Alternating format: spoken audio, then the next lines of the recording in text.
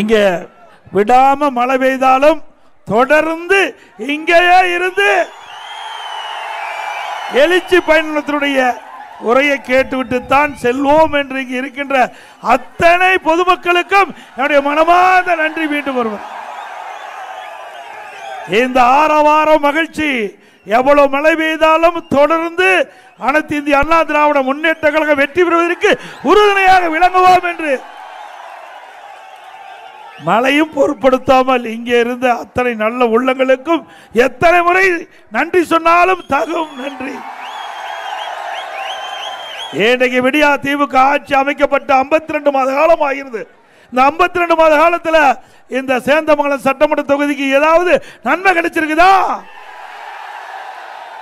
இதே அனைத்து இந்திய அண்ணா திராவிட முன்னேற்ற கழக அரசு இருக்கின்ற பொழுது இந்த பகுதி விவசாய பெருமக்கள் நிறைந்த பகுதி. அந்த விவசாய பெருமக்களுக்கு ஒரே 5 ஆண்டில் 2 முறை பயிர்க்கடன் தள்ளுபடி செய்த அரசாங்கம் அண்ணா திமுக அரசாங்கம்.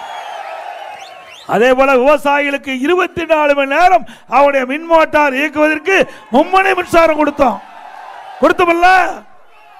அதே போல ஏரி குளம் குட்டை அனைத்திலும் நீர் நிரப்புவதற்கு குடிமராம திட்டம் விவசாய பங்களிப்போடு இலவசமாக வண்டல் மண் அள்ளப்படுவதற்கு அனுமதி கொடுத்த அரசாங்கம் அண்ணா திமுக அரசாங்கம். இந்த பகுதியில் இருக்கின்ற ஏழை மக்கள், விவசாயிகள், மலைவாழ் மக்கள் படிப்பதற்காக இந்த பகுதியில் கலை மற்றும் அறிவியல் குளிர் கொடுத்து நானே வந்து திறந்து வச்சல்ல. இன்றைக்கு அனைத்து இந்திய அண்ணா திராவிட முன்னேற்ற கழக ஆட்சி தான் மலைவாழ் மக்கள் மற்றும் பொதுமக்களை காத்து அவர்களுக்கு தேவையான திட்டங்களை கொண்டு வந்து நிறைவேற்றப்பட்ட அரசு அண்ணா திமுக அரசாங்கம். திரு ஸ்டாலின் அவர்களே, உங்களுடைய கனவு பலிக்காது. அனைத்து இந்திய அண்ணா திராவிட முன்னேற்ற கழகம் அடுத்த ஆண்டு நடைபெற்ற சட்டமன்ற பொதுத் தேர்தலில் வெற்றி பெற்ற ஆட்சி மீது உறுதி. நானும் ஒரு விவசாயி, உங்களை போல் நானும் விவசாயம் செய்கின்றேன். அருமை சகோதரர் தங்கமணி அவர்களும் பிரபு அவர்களும் அண்ணன் KP ராமலிங்கம் அவர்களும் விவசாயி. விவசாயத்தில் இருக்கின்ற கஷ்ட நஷ்ட துன்பம் துயரம் வேதனை அத்தனையும் அனுபவ நான் அனுபவித்தேன். ஆகவேதான் விவசாயத்திற்கு முன்னுரிமை கொடுத்துக் கொடுக்கின்றேன். இரவென்றும் பகலென்றும் பாராமல் விவசாய தொழிலாளி ரத்தத்தை மண்ணிலே வேர்வை சிந்தி உழைக்கின்ற அந்த விவசாய தொழிலாளிக்கும் அண்ணா திமுக ஆட்சியில் எண்ணற்ற நன்மைகள் கொடுக்கப்படும் என்பதை இந்த நேரத்தில் தெரிவிக்கிறேன். மலைவாழ் மக்கள், அந்த மலைவாழ் மக்களுக்கு தேவையான உதவிகளை அண்ணா திமுக ஆட்சி வழங்கும். அனைத்து இந்திய அண்ணா திமுக ஆட்சி மணந்தவுடன் இந்த பகுதியில் இருக்கிற ஏழை மக்கள், குடிசையில் வாழ்கிறாலும் சரி, வீட்டு மனை இல்லாதாலும் சரி, தாழ்த்தப்பட்ட மக்கள், ஏழை மக்கள், மலைவாழ் மக்கள் அத்தனை பேருக்கும் அற்புதமான கான்கிரீட் வீடு கட்டி கொடுக்கப்படும். நிறுத்தப்பட்ட திட்டம் தாலிக்கு தங்கம் திட்டம் நிறுத்தினாங்க, அதை மீண்டும் கொடுப்போம். திருமண உதவி திட்டம் மீண்டும் வழங்குவோம். அது மட்டுமல்ல, இந்த திருமண உதவி திட்டத்தில் இடம்பெறுகின்ற மணப்பெண்ணுக்கு பட்டு சேலை கொடுக்கப்படும், மணமேனுக்கு பட்டு வேஷ்டி கொடுக்கப்படும். ஒவ்வொரு தீபாவளி வருகின்ற பொழுதும் எல்லா நம்முடைய தாய்மார்களுக்கு சகோதரிகளுக்கு அருமையான சேலை வழங்கப்படும்.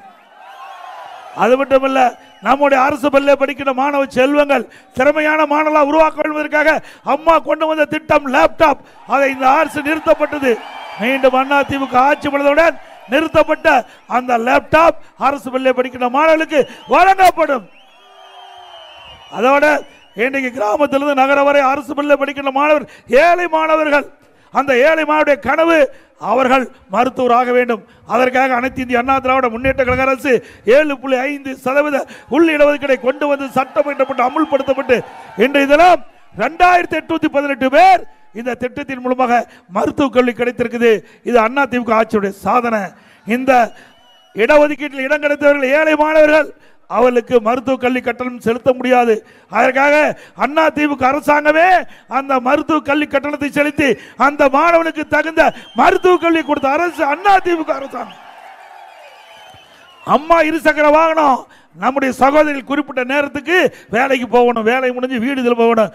அம்மா அவர்கள் அறிவித்தார்கள், அம்மா மறைந்தவர்கள் அம்மாவுடைய அரசு இந்த அம்மா இருசக்கர வாகனம், ஒவ்வொரு அம்மா இருசக்கர வாகனம் வாங்குறதுக்கு 25,000 மானியம் இந்த அரசு நிறுத்தப்பட்டு விட்டது. மீண்டும் அண்ணா திமுக ஆட்சிக்கு வந்தா அம்மா இருசக்கர வாகனம் நம்முடைய சகோதரிகளுக்கு வழங்கப்படும். அது மட்டுமில்ல, அனைத்து இந்திய அண்ணா திராவிட முன்னேற்ற கழக அரசு கொரோனா காலம், ஒரு வருஷம் மக்களுக்கு வேலை வாய்ப்பு இல்லை. ரேஷன் கடையில் 12 மாதம் விலையில்லா அரிசி, விலையில்லா சக்கரை, விலையில்லா எண்ணெய் கொடுத்த அரசு அண்ணா திமுக அரசாங்கம். கொடுத்தோம்ல, குடும்பத்துக்கு 1000 ரூபாய் கொடுத்தோம். அதே வேளையில் தைப்பொங்கல் என்று எல்லா இல்லங்களையும் தைப்பொங்கல் பொங்க வேண்டும் என்பதற்காக ஒவ்வொரு குடும்பத்துக்கு 2500 ரூபாய் கொடுத்த அரசு, பொங்கல் பரிசு கொடுத்த அரசு. அதே நேரத்தில் பள்ளிகள் மூடப்பட்டது, கல்லூரிகள் மூடப்பட்டது, மாணவர்கள் மன உளைச்சல் இருந்தாங்க. ஓராண்டு வீணாகிவிட்டதே என்று மன உளைச்சல் இருந்த அந்த மாணவ செல்வங்களுக்கு ஆறுதல் கிடைக்கின்ற விதமாக அரசு பள்ளியில் படிக்கின்ற மாணவர்களுக்கு ஆல் பாஸ் போட்டு கொடுத்தோம். கல்லூரி மாணவர்களுக்கு ஆன்லைன் வகுப்பு, ஆன்லைன்லேயே தேர்வு, நல்லா படிச்சு தேர்வு எழுதி பட்டப்படிப்பு பட்டம் பெற்றாங்க. இது அண்ணா திமுக ஆட்சியுடைய சாதனை. ஆகவே அனைத்து இந்திய அண்ணா திராவிட முன்னேற்ற கழகம் அடுத்த ஆண்டு நடைபெற்ற சட்டமன்ற தேர்தலில் அனைத்து இந்திய அண்ணா திராவிட முன்னேற்ற கழக சார்பாக நிறுத்தப்படுகின்ற வேட்பாளருக்கு 2 லட்சத்தில் வாக்களித்து வெற்றி பெற்று. இந்த ஆட்சியில மக்களுக்கு எந்த நன்மையும் கிடைக்கல. ஆனா அண்ணா திமுக ஆட்சியில விலைவாசி உயர்ந்தது. அதை கட்டுப்படுத்துவது கட்டுப்பாட்டு நிதி என்று நிர்ணயிக்கப்பட்டு கொடுக்கப்பட்டு, அதற்காக எந்த உணவுப் பொருள் விலை ஏறியதோ அந்த உணவுப் பொருள் எந்த மாநிலத்தில் விலை குறைவாக இருக்குதோ அங்கே கொள்முதல் செஞ்சு கூட்டுறவு சங்கத்தின் மூலமாக விலை கட்டுப்படுத்திய அரசாங்கம் அண்ணா திமுக அரசாங்கம். திமுக ஆட்சியில் உணவுப் பொருள் விலை விண்ணை முட்டுகின்ற அளவுக்கு உயர்ந்து போச்சு. அரிசி விலை உயர்ந்தாச்சு, பருப்பு விலை உயர்ந்தாச்சு, எண்ணெய் விலை உயர்ந்தாச்சு. மக்களுக்கு வாழ முடியாத சூழ்நிலை. அப்படிப்பட்ட ஆட்சி தொடர வேண்டுமா? எங்க பார்த்தாலும் போதைப் பொருள் விற்பனை, சட்ட ஒழுங்கு அடியோடு சீர்கட்டு விட்டது. மக்களுக்கு பாதுகாப்பு இல்லை, சிறுமிக்கு பாதுகாப்பு இல்லை, நம்முடைய பாட்டி அம்மாவுக்கும் பாதுகாப்பு இல்லை. அப்படி அவள ஆட்சி தேவையா? தமிழகத்தில் சட்டத்தின் ஆட்சி அடுத்த ஆண்டு நடைபெற்ற தேர்தலில் வெற்றி பெற்று உங்களுக்கு அண்ணா திமுக அரசு வழங்கும் என்பதை நேரத்தில் தெரிவிக்கிறேன். தமிழகத்தில் போதைப் பொருள் இல்லாத ஒரு மாநிலமாக உருவாக்க அனைத்து இந்திய அண்ணா திராவிட முன்னேற்ற கழக அரசு வெற்றி பெற நீங்கள் துணை நிற்க வேண்டும். இன்றைக்கு ஏழை மக்கள் அவருடைய நிலை அறிந்து இந்த அரசாங்கம் எந்த திட்டத்தையும் கொண்டு வரல. ஏதாவது கொண்டு வந்திருக்காங்களா? இன்னைக்கு அம்மா இருக்கின்ற பொழுது காலனி, நம்முடைய குழந்தைகளுக்கு காலனி, சீருடை, விலையில்லா புத்தகம், பள்ளிக்கு போறதுக்கு சைக்கிள், மடிக்கணி எல்லாம் கொடுத்து அந்த நம்முடைய குழந்தைகள் பெறாத தாய், நம்முடைய குழந்தைகளை பெறாதாய் புரட்சி தலைவர் அம்மா தன் குழந்தை போல பாவித்து நம்முடைய குழந்தைகளுக்கு கல்வரி கொடுத்த தலை புரட்சி தலைவர். அண்ணா திமுக ஆட்சியில் தான் அதிகமாக ஆரம்ப பள்ளி திறந்தோம். அதை அப்கிரேடு, அதை தரம் உயர்த்தப்பட்டு நடுநிலைப்பள்ளி தரம் உயர்த்தப்பட்டு உயர்நிலைப்பள்ளி தரம் உயர்த்தப்பட்டு மேல்நிலைப்பள்ளி, கல்லூரி, இப்படி நிறைய திறந்த விளைவு. இந்தியாவிலே கல்வி கற்போர் அதிகமாக இருக்கின்ற மாநிலம் தமிழ்நாடு. ஒரே ஆண்டில் 11 அரசு மருத்துவக் கல்லூரி மருத்துவமனை நாமக்கல்ல கொண்டாந்தோம். இந்த சேந்த பகுதியில் இருக்கு, சேந்தமங்கம் பகுதி. இன்றைக்கு இந்த நாமக்கல் மாவட்டத்தில் இருக்கிற 6 சட்டமன்ற தொகுதியில் இருக்கின்ற ஏழை மக்கள் அவளுக்கு உயரிய அறுவை சிகிச்சை செய்யக்கூடிய அளவிற்கு அற்புதமான அரசு மருத்துவமனை மருத்துவக் கல்லூரி திறந்திருக்கிறோம். அதுல ஏதாவது நம்ம நோயாய்ப்பட்டா தீவிர சிகிச்சை பிரிவில் சேர்க்கப்பட்டு நமக்கு நல்ல உடல் பரிசோதனை செய்யப்பட்டு நமக்கு தேவையான உயர்தர சிகிச்சை செய்யக்கூடிய அளவிற்கு அரசு மருத்துவக் கல்லூரி மருத்துவமனை அமைக்கப்பட்ட அரசாங்கம் அண்ணா திமுக அரசாங்கம். அதே போல சட்டக்கல்லூரி, நாமக்கல்லே சட்டக்கல்லூரி கொண்டாந்ததும் அண்ணா திமுக ஆட்சியிலே. சிந்திச்சு பாருங்க, இந்த ஆட்சியில் கொண்டாந்தாங்களா? கூட்டு குடி திட்டத்தை கொண்டு வந்து மக்களுக்கு தடையில்லாம பாதுகாக்கப்பட்ட குடிநீர் வழங்கியதும் அண்ணா திமுக ஆட்சி. நல்ல சாலை, நல்ல பாலம், என்னென்ன கேட்டீங்களோ அத்தனையும் கொடுத்தோம். 2011க்கு முந்தி எப்படி ஆட்சி இருந்தது திமுக ஆட்சி? 2011 2020 வரைக்கும் அனைத்து இந்திய அண்ணா திராவிட முன்னேற்ற கழக ஆட்சி எப்படி இருந்தது? 2021 2025 வரை இன்னைக்கு திராவிட முன்னேற்ற கழக ஆட்சி எப்படி இருந்தது என்பதை சீர்தூக்கி பாருங்கள். அண்ணா திமுக ஆட்சி ஒரு பொற்கால ஆட்சி என்று மக்கள் பாராட்டுகின்ற அளவுக்கு ஆட்சி கொடுத்து, திமுக ஆட்சி அவல ஆட்சி. இன்றைக்கு இந்த ஆட்சியில மக்களுக்கு நன்மையும் கிடைக்கல, மக்களுக்கு பாதுகாப்பும் இல்லை. அப்படிப்பட்ட ஆட்சி தொடர வேண்டுமா? இன்னைக்கு மின்கட்டண உயர்வு, இன்னைக்கு இது பேரூராட்சி, இன்றைக்கு வீட்டு வரி உயர்வு, கடை வரி உயர்வு, குடிநீர் வரி உயர்வு, குப்பைக்கு வரி, எல்லாத்துக்கும் வரி போட்ட ஒரே அரசாங்கம் திமுக அரசாங்கம். அனைத்து இந்திய அண்ணா திராவிட முன்னேற்ற கழகம் இருக்கின்ற பொழுது மக்கள் மீது சுமை சுமத்தாம இன்னைக்கு நிர்வாக சிறப்பாக இருந்தது. இன்றைக்கு திராவிட முன்னேற்ற கழக ஆட்சியில் இன்றைக்கு 5,38,000 கோடி 5 வருஷம் முடிகின்ற பொழுது கடன் வாங்கிடுவாங்க. இன்றைக்கு எல்லா மக்களையும் கடன்காரன் ஆக்கின்ற ஒரே அரசாங்கம் விடியா திமுக அரசு. இவர்கள் ஆட்சியில் தொடர வேண்டுமா? சிந்திச்சு பாருங்க. 73 ஆண்டு காலம் பல்வேறு கட்சிகள் ஆட்சி செஞ்சது. காங்கிரஸ் ஆட்சி, திமுக ஆட்சி, அண்ணா திமுக ஆட்சி, திமுக ஆட்சி, அண்ணா திமுக ஆட்சி.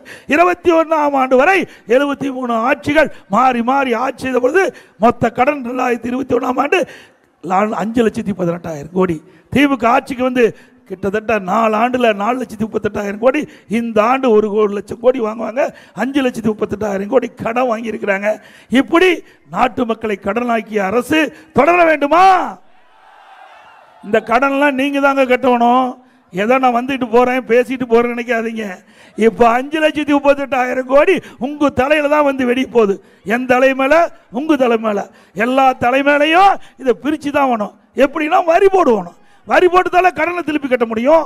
நீங்க ஒரு 2 வீலர் வாங்குறீங்க, 2 மாசம் டியூ கட்டலைன்னா வண்டி எடுத்துட்டு போயிடுவாங்கல்ல. வீட்டு கடன் வாங்குறீங்க பேங்க்ல, 4 மாசம் டியூ கட்டல சீல் வச்சிருவாங்க.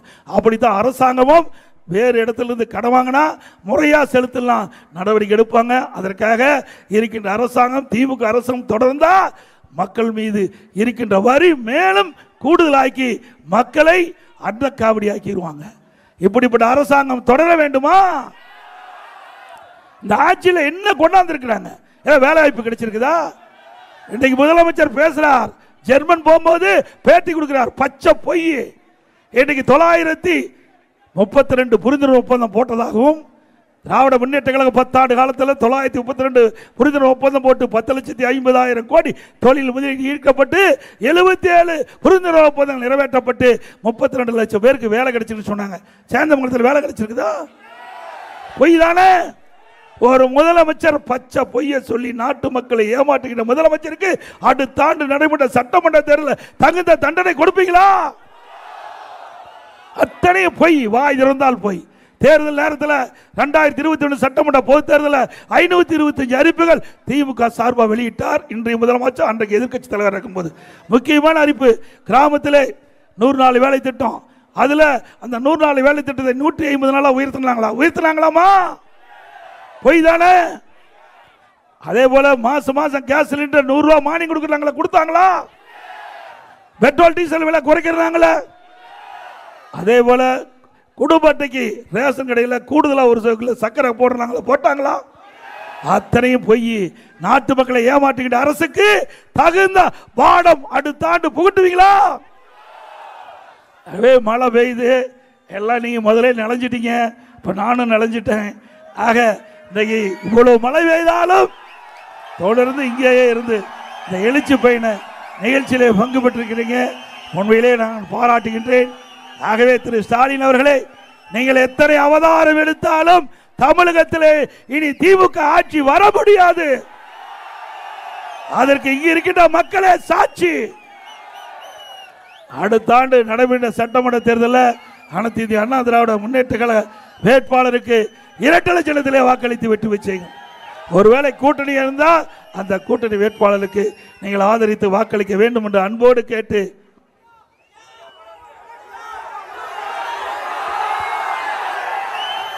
மக்களை காப்போம், தமிழகத்தை மீட்போம்.